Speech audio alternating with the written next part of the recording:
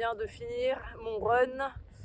J'avais pas couru depuis 3-4 mois et je me suis dit que c'était le moment de reprendre. Du coup, pour mon retour à la course à pied, j'avais prévu en sortant de courir 15 minutes. Sauf que au bout de 2 minutes et demie, je commence à avoir un point de côté et je me rends compte que je ne vais pas pouvoir courir 15 minutes. Et c'est là que ce que je vais te dire est important, que ce soit quand tu as des objectifs de course à pied, quand tu as des objectifs de lecture, quand tu as des objectifs pour travailler sur un business, peu importe ton objectif, tu vas être confronté à ce à quoi j'ai été confrontée aujourd'hui. C'est que tu vas avoir un plan, un objectif précis et que malheureusement, ça ne va pas du tout se passer comme tu le veux. Par exemple, un jour, peut-être que tu vas tomber malade, tu auras un rhume et tu vas pas pouvoir travailler sur ton objectif. Ça se trouve, tu avais prévu d'aller à la salle. Ça se trouve, tu avais prévu de postuler un job.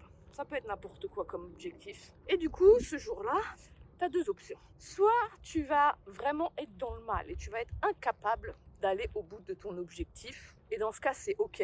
Il faut apprendre à lâcher prise et à pas s'en vouloir. Mais la deuxième option, c'est tu peux travailler sur ton objectif. Tu peux faire quelque chose ce jour-là pour aller vers ton objectif.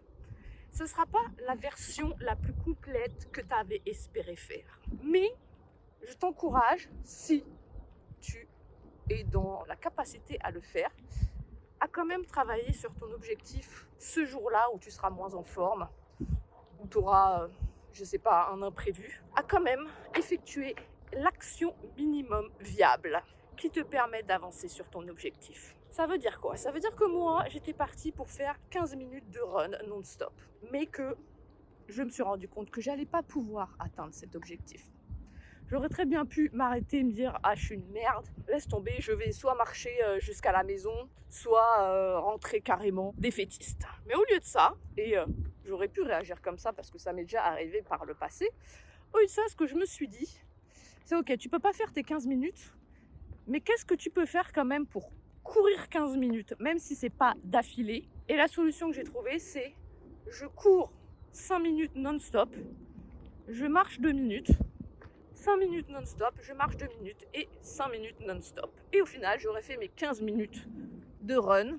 Ça sera pas d'affilée, mais j'aurais fait 15 minutes et je serai fière de moi et j'avancerai un peu plus vers mon objectif qui est quand même de pouvoir courir de plus en plus vite et de plus en plus longtemps pour des questions d'endurance et pour améliorer mon cardio.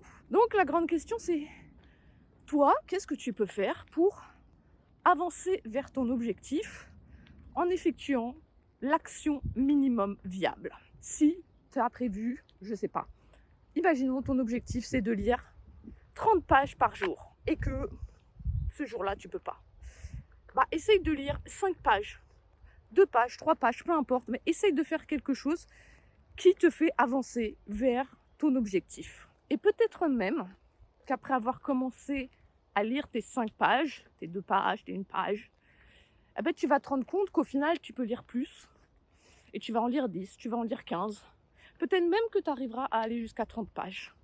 Et dans ce cas, ce sera super. Si ton objectif, par exemple, c'est de méditer 10 minutes tous les jours, mais que ce jour-là, tu t'es réveillé tard, t'as pas eu le temps de méditer, au lieu de ça, essaye de méditer 2 minutes à midi ou juste avant de te coucher. Tu réfléchis vraiment à l'action minimum viable que tu peux effectuer ce jour-là quand tu n'es pas à 100%, quand tu n'es pas dans le meilleur de ta forme ou quand tu as eu un imprévu. Et tu vas voir que en faisant ça, tu vas te rapprocher petit à petit de ton objectif. Et même si c'est pas à 100%, c'est pas grave, tu seras quand même fier de toi d'avoir fait quelque chose qui te rapproche vers cet objectif. Et voilà, du coup, je vais pouvoir rentrer chez moi en marchant et en me disant, c'est bien, tu as rempli le taf, tu as fait ton job, pas comme tu l'avais espéré, mais ça c'est pas grave, parce que c'est mon premier jour de run depuis 3 mois, donc on peut être clément envers soi-même et compréhensible. Donc dis-moi dans les commentaires, c'est quoi ton objectif du moment et qu'est-ce que tu prévois de réaliser comme action minimum viable. les jours où t'es pas au meilleur de ta forme, où t'es pas à 100%, ou alors tu as un imprévu. Alors je t'invite à mettre ça en commentaire et surtout je t'invite à côté à écrire sur un bout de papier à la main cette fois-ci ton objectif et ton action minimum viable, parce que tu vas voir que quand tu écris à la main, il se passe quelque chose. C'est un peu comme si tu créais un pacte avec toi-même et tu es plus susceptible de faire ce que tu as écrit. Bonne journée à toi et à bientôt.